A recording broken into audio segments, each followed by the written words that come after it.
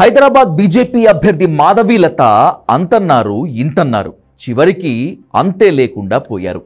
ఎరగదీసేస్తున్నాం, చరిత్ర సృష్టించబోతున్నాం, వాళ్ల కోటను బద్దలు కొట్టబోతున్నామని బిల్డప్ల మీద బిల్డప్లు ఇచ్చేశారామె. కానీ వాస్తవంలోకి వచ్చేసరికి చతికిలబడిపోయారు మాధవీలత. అసలు ఆమెకు అంత హైప్ ఎందుకు వచ్చింది? రియాలిటీలో ఓటర్లు ఆమెను ఎందుకు నమ్మలేదు?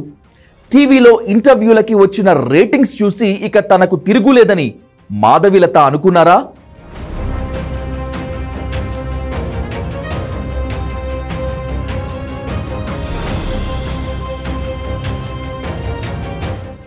మాధవీలత లోక్సభ ఎన్నికల టైంలో తెలంగాణలో తాజా సంచలనం. ఒక రేంజ్లో ఎలివేషన్స్, అంతకు మించి సోషల్ మీడియా ప్రచారం. అబ్బో ఇంకేముంది, పాత బస్తీలో మజ్లీస్ కోట బద్దలైనట్లే. మేడం హైదరాబాద్ ఎంపీ అయిపోయినట్టేనంటూ బీభత్సమైన బిల్డప్లు ఇచ్చారు. అయితే ఇదంతా ప్రచారంలో మాత్రమే, వాస్తవానికి వచ్చేసరికి అంతా తూచన్నారు ఓటర్లు. బీజేపీ తరపున పోటీ చేసిన మేడం మాధవీలత ఓడిపోయారు. ఎంఐఎం అధ్యక్షుడు, ఆ పార్టీ అభ్యర్థి అసదుద్దీన్ ఓవైసీ ఘన విజయం సాధించారు. ఇక్కడ చెప్పుకోవాల్సిన ఇంకో విషయం ఏమిటంటే, అసదుద్దీన్ ఓవైసీ ఇప్పటికీ 5 సార్లు ఎంపీగా ఎన్నికయ్యారు. పోటీ చేసిన ప్రతిసారి ఆయన మెజారిటీ పెరుగుతూనే వస్తోంది. ఈసారి కూడా అదే ఆనవాయితీ కొనసాగింది తప్ప ఈ ఎలివేషన్స్ ఇంపాక్ట్ ఏ మాత్రం కనిపించలేదంటున్నారు పొలిటికల్ పండిట్స్.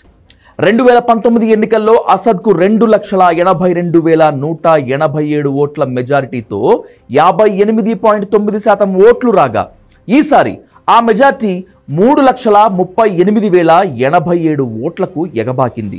అలాగే ఓట్ షేర్ కూడా 61.8కి పెరిగింది. మరి హైదరాబాద్ ఎంపీ సీట్లో ఏదో జరిగిపోతుందని ఎన్నికలకు ముందు ఇచ్చిందంతా బిల్డప్పేనా?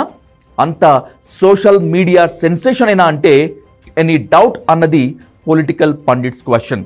అసదుద్దీన్కు 6,61,981 ఓట్లు పోలైతే ఆయనతో డి అంటే డి అన్నానని చెప్తున్న మాధవీలతకు 3,23,894 ఓట్లు మాత్రమే వచ్చాయి. పరిస్థితి అలా ఎందుకు మారిందంటే బీజేపీలోనే భిన్న స్వరాలు వినిపిస్తున్నాయి.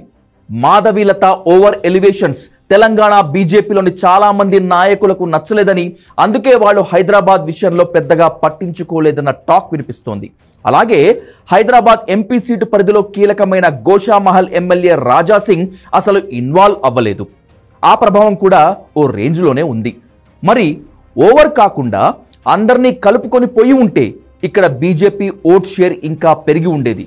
మొత్తంగా ఈ ఎపిసోడ్ని చూస్తే సోషల్ మీడియా ఎలివేషన్స్తో ఓట్లు రాలవని, ఓటర్లకు నమ్మకం కలిగించగలిగితేనే ఫలితం ఉంటుందని తేలింది.